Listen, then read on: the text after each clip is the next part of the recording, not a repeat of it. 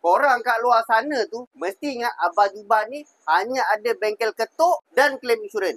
Korang tahu tak? Abah Jubah ada juga bengkel servis bahagian enjin dan juga bahagian suspension. Ni, kau tengok kereta Persona ni, bawah dia one set Abah Jubah tukar semua sekali. Kereta Persona ni, dia datang ke bengkel Abah Jubah, dia terus cakap nak naik mesin goyang, kemudian dia kata nak tukar semua spare part ataupun part-part pada bahagian suspension kereta dia. Kalau korang nak claim insurans kereta korang tak ada masalah, korang renew insurans korang dengan Abah Jubah. Jangan lupa DM.